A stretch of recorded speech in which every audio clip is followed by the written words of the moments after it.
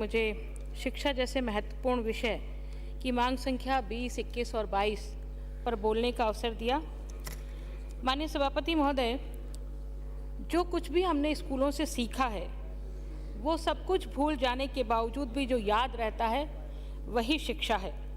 Albert Einstein ने ये कहा है, शिक्षा का सही उद्देश्य तथ्यों का नहीं बल्कि मूल्यों को सीखना और मूल्यों का ज्ञान है। शिक्षा व्यक्ति की पहचान बनाता है। शांत रहें प्लीज। शिक्षा से व्यक्ति में विवेक उत्पन्न होता है और यही विवेक उससे अच्छे और बुरे को सोचने की शक्ति प्रदान करता है। इसलिए शिक्षा कितनी आवश्यक है ये हम सब लोग बहुत भली भांति जानते हैं। और चूंकि आज शिक्षा के तीनों ही स्तरों पर चर्चा हो रही है, इसलिए ये शिक्षा के तीनों स्तरों पर सबसे महत्वपूर्ण है माननीय सभापति महोदय, प्राइमरी एजुकेशन।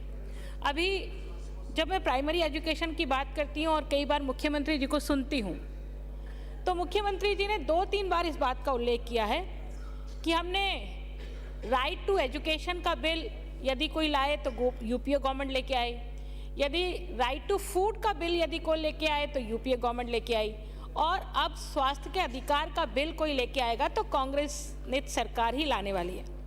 पर क्या राइट टू एजुकेशन बिल से सारी समस्याओं का समाधान हो गया क्या?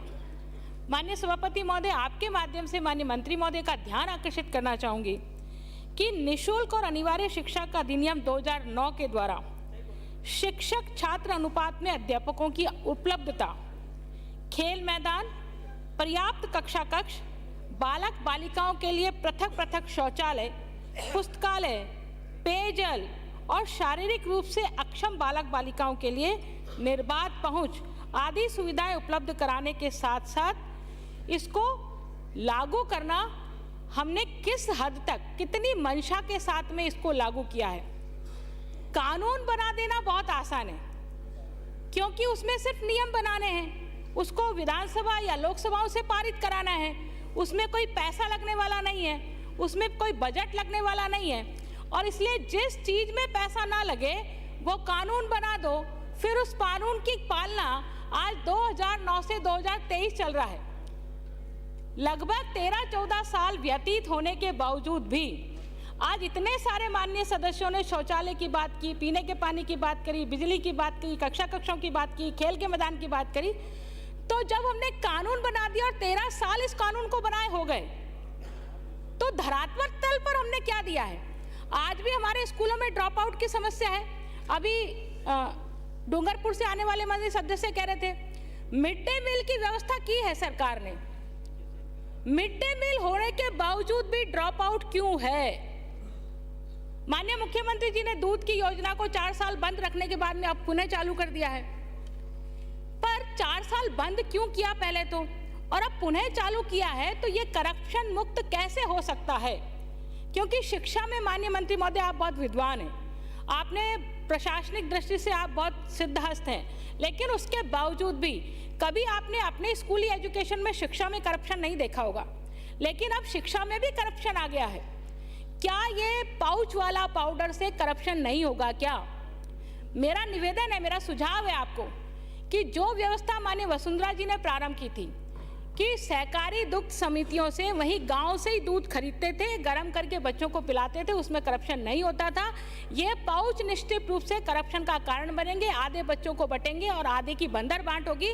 इसलिए इस व्यवस्था को मेरा निवेदन है कि चेंज करें और जो ताज़ा दूध गाँव से जो कलेक्ट होता है वही बच्चों को दिया जाए। तो मुझे लगता है कि जो ड्रॉप आउट की हमारी समस्या है, उस ड्रॉप आउट की समस्या से हम किसी हद तक निजात पालेंगे।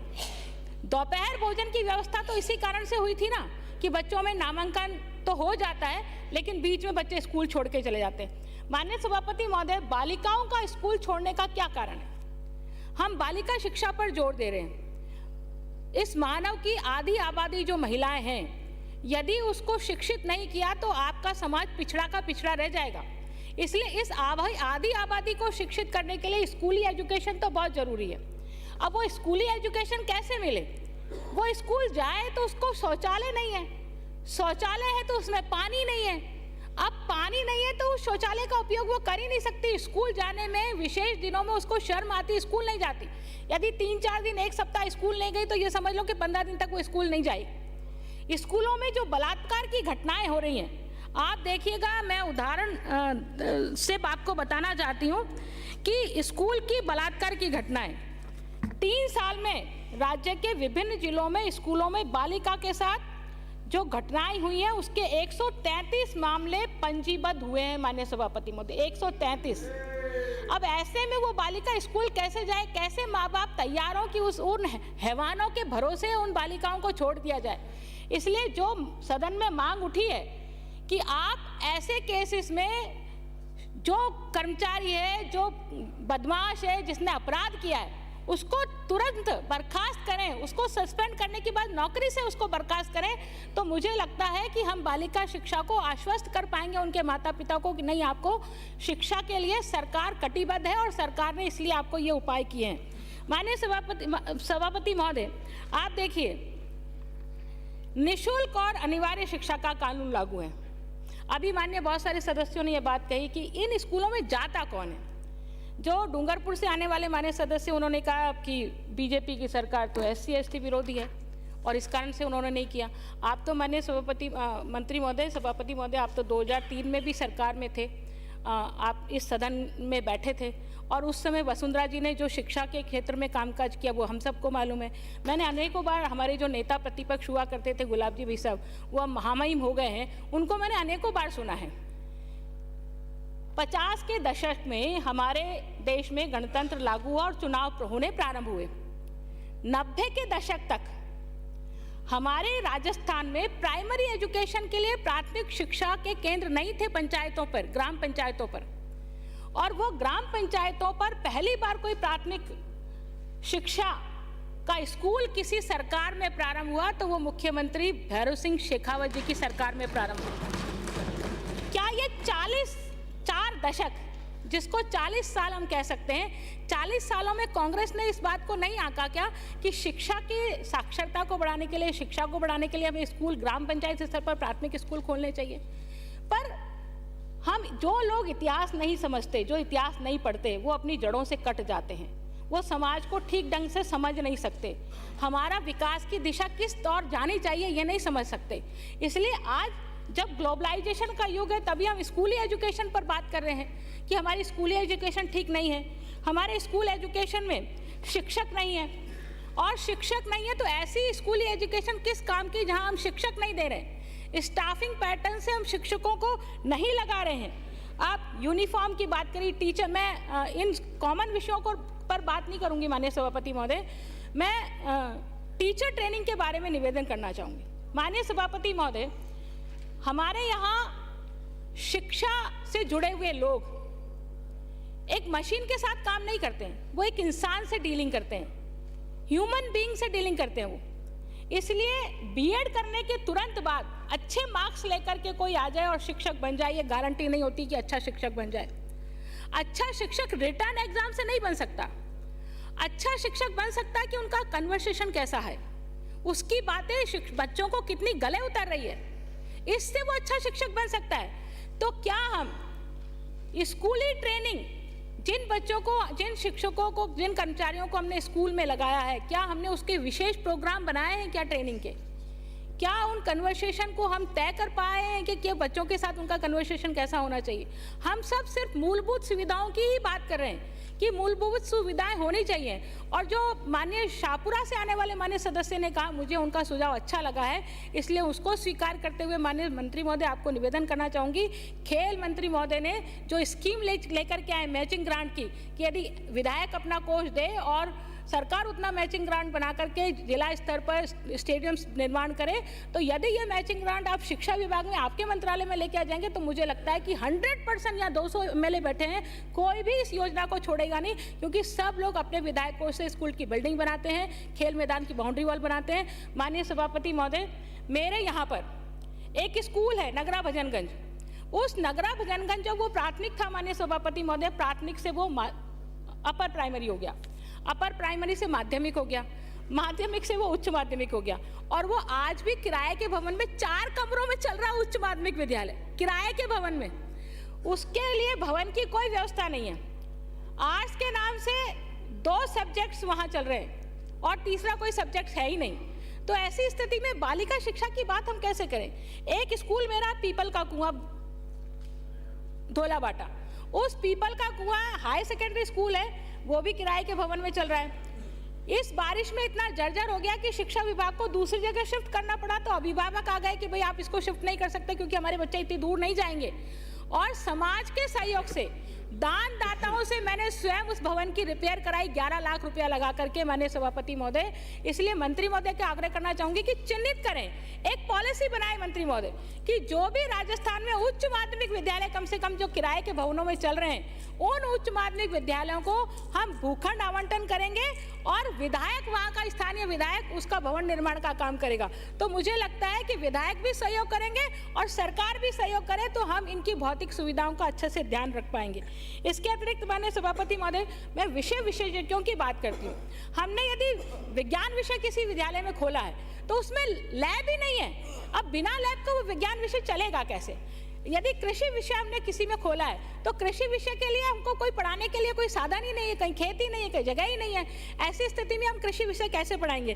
तो जितने भवन विहीन विद्यालय हैं उनको भवन देना हमारी पहली जिम्मेदारी होनी चाहिए, पहली प्राथमिकता होनी चाहिए। इसलिए सभापति महोदय, आपके माध्यम से माननीय मंत्री महोदय को निवेदन करना चाहूँगी। इसके अतिरिक्त माननीय सभापति महोदय, जो संस्था प्रधान हैं और जो भामाशाहों से सहयोग लेकर के अपने विद्यालयों की कायाकल्प करते हैं, कोई अपने यहाँ सीसीटीवी कैमरास लगाता है, कोई अपने कंप्यूटर लैब बना देता है, कोई और सुविधाएं कर लेता है, ऐसे शिक्षकों को मोटिवेट करने की ज़रूरत है, ऐसे शिक्षकों को प्रोत्साहन देने की ज़रूरत है। क्योंकि मैंने देखा है पुरस्कार लेने वालों की भी लॉबी होती है, जो सिफारिश से आते हैं पुरस्कार लेकर के चले जाते हैं, लेकिन जो एक्चुअल में काम करने वाले लोग होते हैं वो बिना पुरस्कार के ही वहाँ बैठे रहते हैं और उनको कोई पूछने वाला नहीं होता। तो मेरा निवेदन है, उनको मोटिवेट करने के लिए ऐसे शिक्षकों को मोटिवेट करो और उनको भी पुरस्कार देने का काम करो। तो निश्चित रूप से हम जो है ऐसे जो हमारे कार्मिक हैं, जो अध्यापक हैं, उनकी संख्या में बढ़ोतरी कर पाएंगे।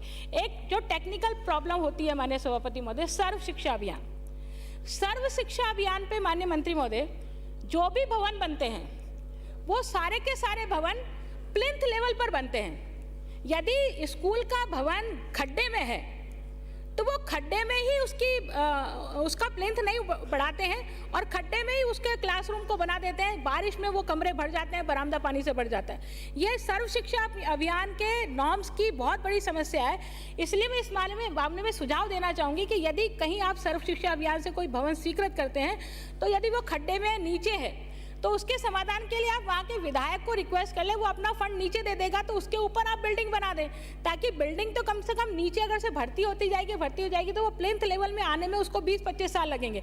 और अभी हम प्लिंथ लेवल पर उन भवनों को बना रहे हैं तो वहाँ तो बारिश के समय में पानी भर जाता है, पूरा हमारा बच्चों का स्टेशनरी खराब हो जाता है, किताबें खराब हो जाती है, पानी भरने की समस्या से बच्चों को स्कूल बंद करना पड़ता है। तो मेरा निवेदन है कि सर्व शिक्षा अभियान में जितनी बिल्डिंग्स आप बनाएं उसको इस दृष्टि से आपको ध्यान रखना चाहिए।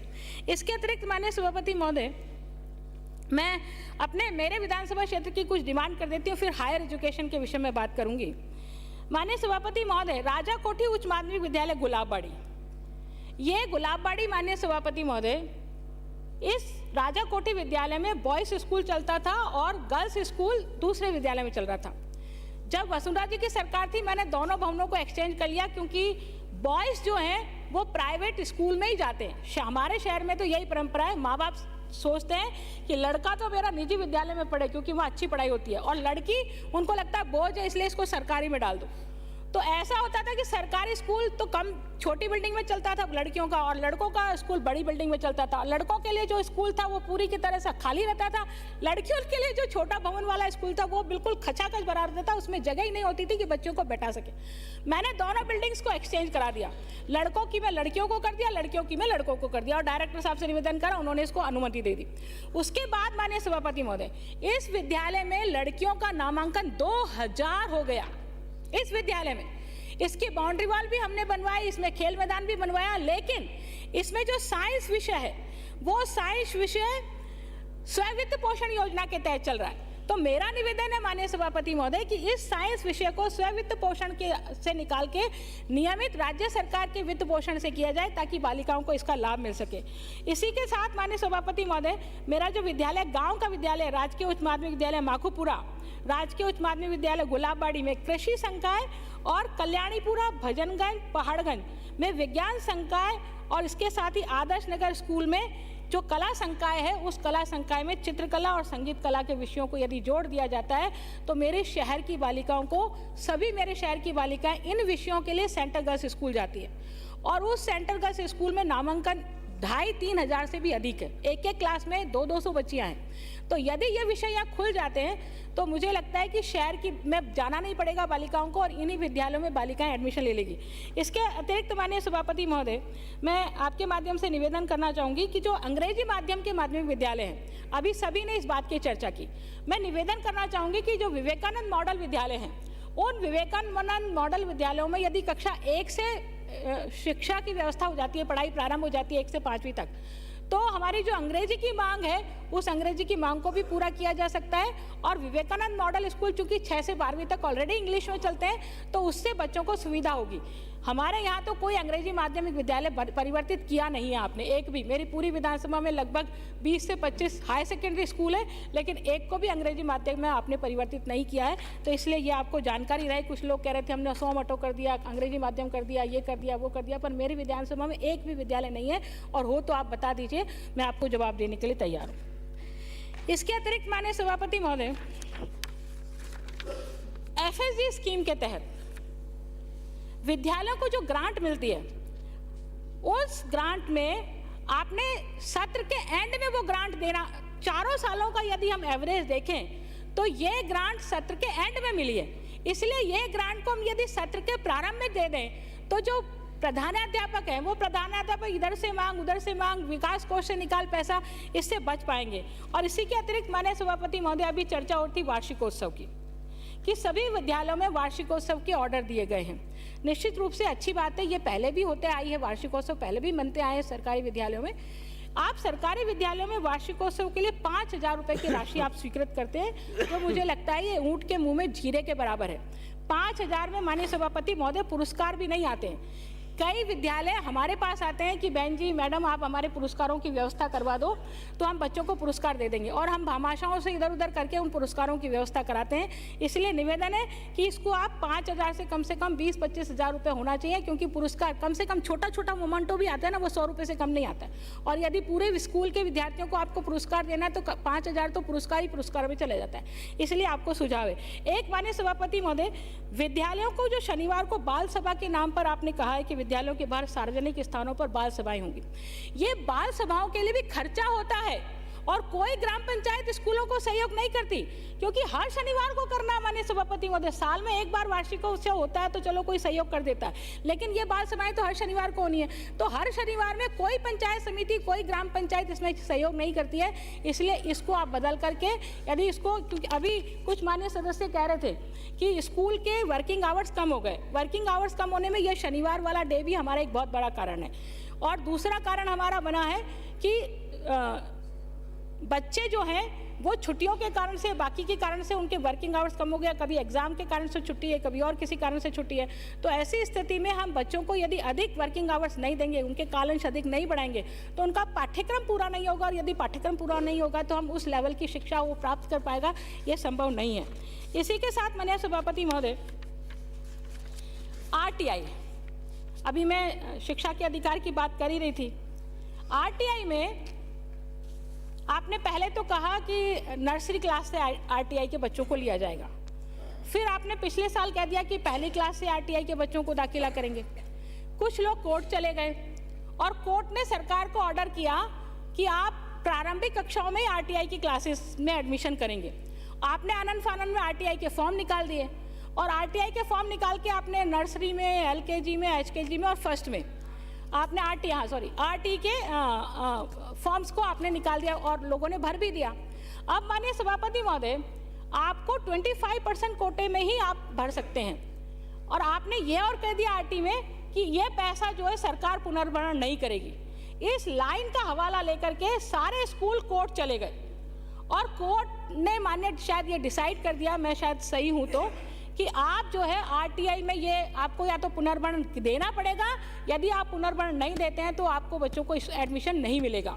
तो ऐसी स्थिति में अभिभावक बहुत कंफ्यूज है, हम बकाया उनका दे नहीं रहे हैं और हर साल हम एडमिशन के नई तौर तरीके निकाल रहे हैं। इसलिए नए तौर तरीके निकालें, आप अच्छी व्यवस्था करें, पारदर्शी व्यवस्था करें, वहाँ तक तो ठीक है, लेकिन लेवल फर्स्ट में आप एलकेजी में, एचकेजी में और नर्सरी में भी आरटी के तहत एडमिशन लेंगे तो पहली हर एक क्लास में आरटी के तहत एडमिशन हो जाएगा 25% तो ये तो 100% हो गया। इट मीन 100% बच्चों को तो कोई निजी विद्यालय पढ़ाएगा नहीं फ्री में।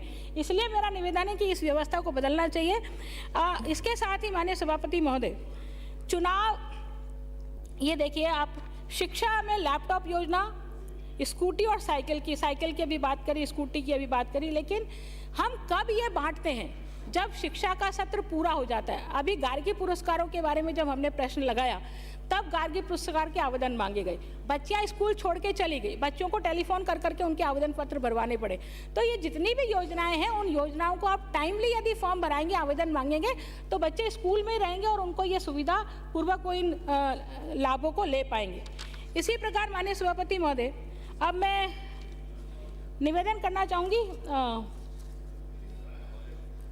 ये प्रबोधक, जो प्रबोधक आपने कैडर बनाया है उनका, प्रबोधकों का, उस प्रबोधक कैडर में लेवल 1 और लेवल 2 तो आपने शिक्षकों के समान ही रखा है, लेकिन लेवल 10 और 11 में उनको प्रमोशन तो दिया आपने, 9, 18, 27, क्योंकि 9 साल हो गए उनको, तो प्रमोशन तो दे दिया आपने, लेकिन वो पद नहीं दिया जिस पद के वो इक्विवेलेंट हैं। तो उनमें रोष है इस बात का कि हमको प्रमोशन देने के बाद में आपने वही 3rd ग्रेड की पोस्ट पे ही पदस्थापित किया है। इसलिए हमें उन पदों पर पदस्थापित किया जाए जो बाकी के लेवल्स के लोगों को मिलता है। तो इसलिए ये आपसे निवेदन है। अब माननीय सभापति महोदय, मैं कुछ हायर एजुकेशन के बारे में निवेदन करना चाहूँ। सभी माननीय सदस्यों ने प्राथमिक एजुकेशन के बारे में बहुत अच्छे से बोला है, लेकिन हायर एजुकेशन को शायद छोड़ दिया। माननीय सभापति महोदय, हायर एजुकेशन में कॉलेज खुले हैं, इसकी सब लोगों ने बहुत तारीफ की है भरसक, और जिनके यहाँ नहीं खुले हैं उन्होंने डिमांड भी की है। पर इन कॉलेजों की क्या स्थिति है माननीय सभापति महोदय, एक एक करके जो पिछले 4 सालों के प्रतिवेदन हैं, उन प्रतिवेदनों के पन्नों को पलट करके मैंने ये फैक्ट्स उसमें से निकाले हैं। बजट का जादू उच्च शिक्षा विभाग में पिछले 3 प्रगति प्रतिवेदनों से देखा जा सकता है। पिछले 3 सालों में 202 नवीन महाविद्यालय खोले गए, इसमें से 117 महाविद्यालय वर्ष 2022 में खोले गए। अब माननीय सभापति महोदय, आश्चर्य की बात है, माननीय मंत्री महोदय का भी ध्यान आकर्षण करना चाहूँगी कि यदि महाविद्यालय खुले हैं तो नेचुरल सी बात है, हायर एजुकेशन में नामांकन भी बढ़ना चाहिए। जितने ज़्यादा महाविद्यालय, 202 नवीन महाविद्यालय खुलेंगे माननीय सभापति महोदय, तो हायर एजुकेशन में नामांकन भी तो बढ़ना चाहिए ना, वो खाली तो नहीं रहेंगे। अब मैं आपको एक एक की संख्या बताती हूँ। सामान्य और आर्थिक कमजोर वर्ग के छात्र 48,915 के स्थान पर 44,345 छात्राएं, मतलब पहले थे 48,915, वो घट करके नामांकन हो गया 44,345। छात्राएं 59,948 की तुलना में 58,745, यानी कि 59 से 58 पर आ गए, 1,000 कम का नामांकन हो गया। अनुसूचित जाति के छात्र 57,230 की तुलना में 54,075, यानी कि 57 से घटकर 54 हो गया, तो 3,000 तो वहाँ पे भी माइनस हुआ है। अनुसूचित जनजाति के छात्र 33,248 के स्थान पर 30,873, अन्य व विशेष पिछड़ा वर्ग के साथ 1,03,997 के स्थान पर 1,01,297। राजकीय महाविद्यालयों में कुल नामांकन में भी 0.2% की कमी दर्ज की गई है। तो ये कैसे हो गया? ये तो मैंने प्रकृति प्रतिवेदनों से ही निकाला है नामांकन का डाटा, तो किसी और चीज़ से मुझे मिला नहीं है। यदि कॉलेजों की संख्या बढ़ी है तो नामांकन भी तो बढ़ना चाहिए, ये घटा क्यों है? तो ये घटा क्यों है ये आप कुछ समझ सकते हैं। ऐसा पिछले 20 सालों में पहली बार हुआ है माननीय सभापति महोदय। राजकीय महाविद्यालयों में नामांकन में पिछले वर्ष की तुलना में जो कमी आई है, उच्च शिक्षा का ये आखिर में कैसा विस्तार है? कैसा विस्तार किया हमने इसको, कैसे दिया इसको विस्तार, मुझे तो समझ में नहीं आता है। मुख्यमंत्री जी ने युवाओं की बात करते हुए कई महाविद्यालयों के बारे में खोलने की बात कही और कि युवाओं को हम शिक्षित करना चाहते हैं, लेकिन माननीय सभापति महोदय, महाविद्यालयों में जितने युवा केंद्र संचालित थे उन सब युवा केंद्रों को अघोषित रूप से बंद कर दिया गया और पिछले 3 वर्षों में युवा केंद्रों के लिए जो बजट प्रोविजन किया गया था वो सांकेतिक बजट प्रोविजन है, मात्र 1000 रुपया। ये युवाओं के वेलविशर के लिए है, युवा केंद्र के लिए है, समझ से मेरे तो परे है। सिर्फ माननीय सभापति महोदय, बजट उठा करके देख लेंगे आप तो आपको पता पड़ जाएगा, मात्र 1000 रुपया है। माननीय सभापति महोदय, इसके साथ ही महाविद्यालय तो 200 से ज़्यादा खोल दिए, लेकिन उसके अनुपात में हम गुणवत्ता की बात करते हैं, गुणवत्ता शिक्षा की बात करते हैं, तो हमारे इसके अनुपात में प्रयोगशाला और पुस्तकालय के लिए कोई बजट में प्रोविज़न नहीं है, कोई बजट में बढ़ोतरी नहीं है। यदि 200 महाविद्यालय खुले हैं तो उसी प्रपोर्शनेट में पुस्तकालय के लिए और प्रयोगशालाओं के लिए भी तो बजट होना चाहिए, लेकिन उसमें बढ़ोतरी नहीं की है। तो इट मीन्स उसमें बढ़ोतरी नहीं की है तो प्रयोगशाला और पुस्तकालय अब कॉलेजों में नहीं होगा। तो ऐसी स्थिति में हम देख सकते हैं कि कैसी गुणवत्ता वाली शिक्षा है। खेल मैदान और खेल सामग्री के लिए तो बजट की कोई व्यवस्था है ही नहीं। इसके साथ ही मैं माननीय सभापति महोदय निवेदन करना चाहूँगी कि अधिकांश विश्वविद्यालय जो राज्य से प्राप्त है सहायता, क्योंकि हम हायर एजुकेशन की बात कर रहे हैं, तो जो विश्वविद्यालय हैं उन विश्वविद्यालयों में जो पैसा हमने दिया है, हम कहते तो है कि ये निजी विश्वविद्यालय, ये राज्य वित्त पोषित विश्वविद्यालय, यानी कि राज्य वित्त पोषित विश्वविद्यालय का मतलब राज्य इसको चलाता है। अब राज्य वित्त पोषित करता है तो हमने कितने पैसे दिए? इस मद में मात्र 1000 और 2000 रुपये दर्शाए गए। विश्वविद्यालय का लेखा खुला रखने के लिए मद में मात्र 1000 और 2000 रुपये। माननीय सभापति महोदय, माननीय मंत्री महोदय, कैसे हायर एजुकेशन को ठीक करेंगे समझ में नहीं आता। Rajiv Gandhi scholarship for academic excellence योजना के अंतर्गत 200 विद्यार्थियों को विदेशी संस्थान में पढ़ने के लिए वित्तीय सहायता का प्रावधान किया गया। माननीय सभापति महोदय, एक बार तो एक और तो हम कुछ भी नहीं कर रहे हैं। दूसरी जगह जब 200 विद्यार्थियों के लिए हमने व्यवस्था की, बजट में व्यवस्था की, बजट भाषण की स्पीच है ये मंत्री महोदय की, उसमें 200 की जगह हम 244 विद्यार्थियों को इसकी स्कॉलरशिप का लाभ दे रहे हैं। अच्छी बात है, लेकिन वो 244 में 200 के अतिरिक्त जो 44 वो है कौन है ये तो बताओ। पारदर्शिता तो होनी चाहिए, किसको उपकृत किया इसमें, इस स्कॉलरशिप के माध्यम से, पर कोई अता पता नहीं है, कोई जवाब देने वाला नहीं है।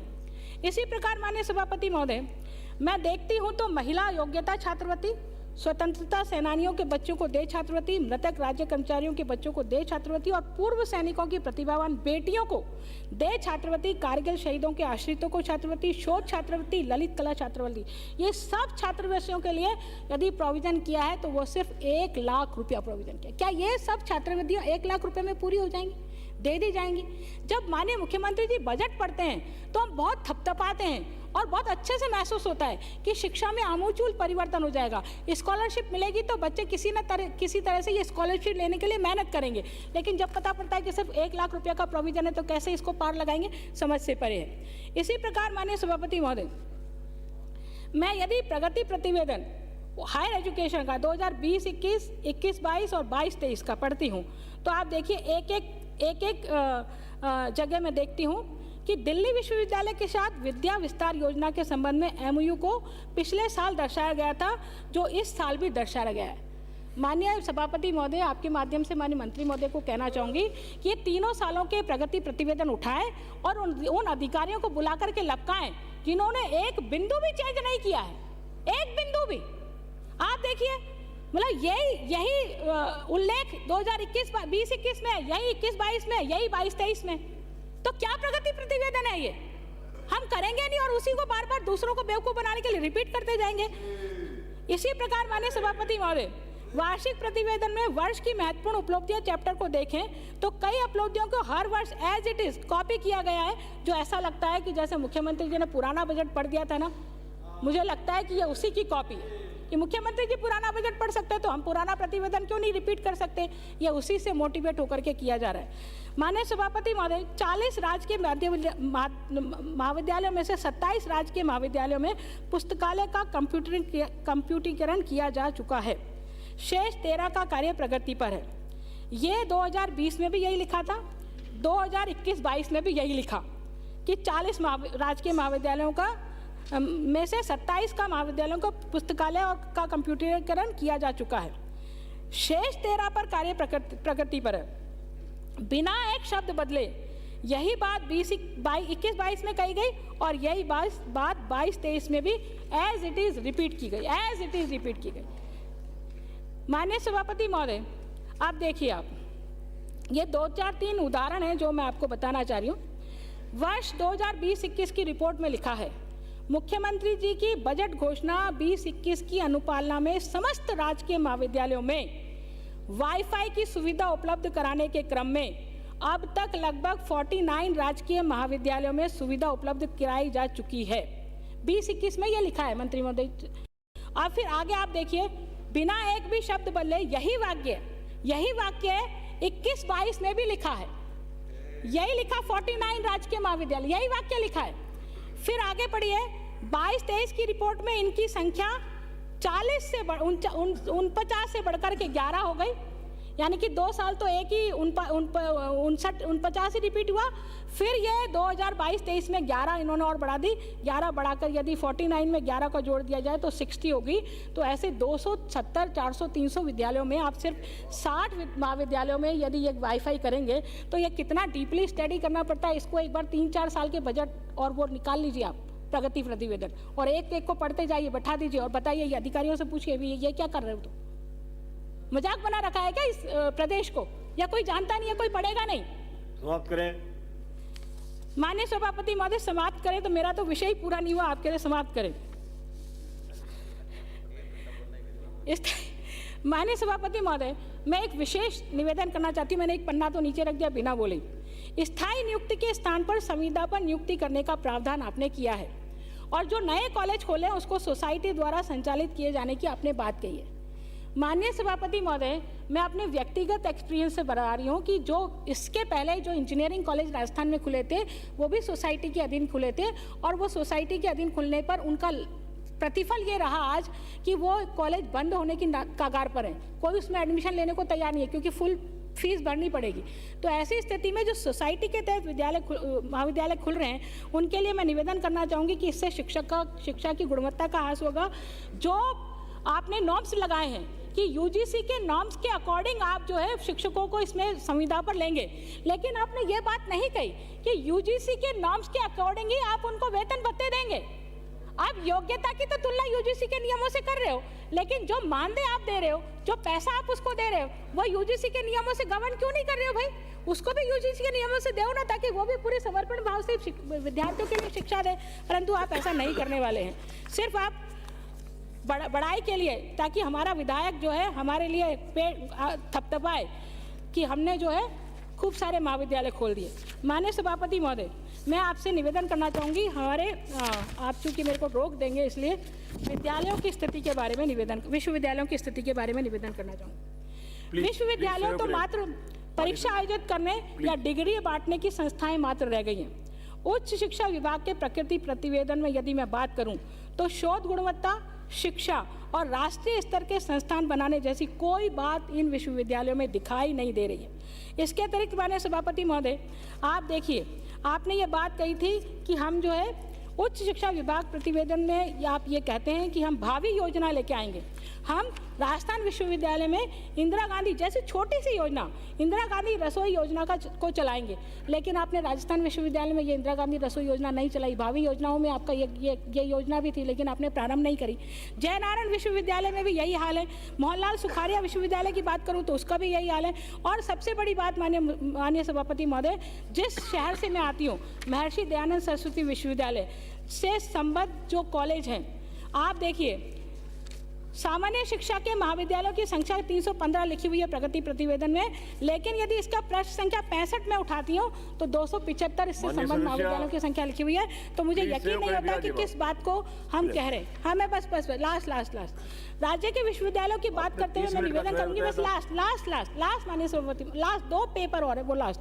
राजस्थान यूनिवर्सिटी जयपुर, शैक्षणिक पदों की संख्या जो स्वीकृत है 1016, खाली पदों की संख्या 559, यानी कि 60% के लगभग। जयनारायण व्यास विश्वविद्यालय जोधपुर में स्वीकृत पदों की संख्या 482, खाली 272। सुखाड़िया विश्वविद्यालय उदयपुर में स्वीकृत पदों की संख्या 258, खाली 83, महर्षि दयानंद सरस्वती विश्वविद्यालय अजमेर में स्वीकृत पदों की संख्या 48, खाली 34। तो ऐसे सभी 60% से अबाव विश्वविद्यालयों में खाली पदों की संख्या। माननीय सभापति महोदय, ऐसी स्थिति में हम हायर एजुकेशन को कैसे ऊंचाइयां देंगे, मुझे ये बात समझ में नहीं आती है। इसके अतिरिक्त माननीय सभापति महोदय, निजी विश्वविद्यालयों की मैं बात नहीं करूंगी क्योंकि आप मुझे टोक देंगे। मैं अंत में एक बात कहकर अपनी बात को पूरा करती हूँ। माननीय सभापति महोदय, हम सब 200 विधायक अपनी अपनी विधानसभाओं से चुन जाते हैं और हम जब कैबिनेट की बात करते हैं तो सामूहिक दायित्व की बात करते हैं। लेकिन मैं पिछले 4 सालों का बजट और प्रतिवेदन जब मैंने देखे तो मुझे लगा है कि जो मुख्यमंत्री हमारे राजस्थान से आ रहे हैं वो राजस्थान के मुख्यमंत्री नहीं हैं, वो सिर्फ और सिर्फ जोधपुर के मुख्यमंत्री हैं। आप देखिए, जोधपुर के लिए हायर एजुकेशन सिर्फ एक विषय, हायर एजुकेशन में कितनी घोषणाएं हुई है वो इन 4 सालों में। उसके बाद में मैं अपनी बात को पूरा करूंगी। जोधपुर में जयनारायण विश्वविद्यालय के अलावा national law university, Indian institute of technology, all India institute of medical science, doctor Sarvepalli Radhakrishnan Rajasthan Ayurveda university, Sardar Patel university of police, security and criminal justice, agriculture university, national institute of fashion technology, Indian institute of handloom technology, state institute of hotel management जैसे प्रमुख और महत्वपूर्ण degree देने वाले उच्च शिक्षा संस्थान और विश्वविद्यालय जो पहले से कार्यरत है, उनके अलावा 400 करोड़ रुपए के वित्तीय प्रावधान के साथ नई फिनटेक यूनिवर्सिटी को भी जोधपुर में स्थापित करने की घोषणा की गई है। इस बजट में मारवाड़ मेडिकल यूनिवर्सिटी और महात्मा गांधी दिव्यांग विश्वविद्यालय जोधपुर में खोलने की घोषणा की गई है। मुख्यमंत्री जी से मात्र जोधपुर का मुख्यमंत्री नहीं बल्कि राजस्थान का मुख्यमंत्री बनने की अपेक्षा है। वो राजस्थान का मुख्यमंत्री बनने की अपेक्षा पर खरा उतरेंगे और सभी विधानसभाओं में भी बराबर का विकास को पहुंचाएंगे तो निश्चित रूप से इस प्रदेश का विकास होने वाला है। अन्यथा कांग्रेस सरकार ने जो किया है वो सबके सामने। बहुत बहुत धन्यवाद।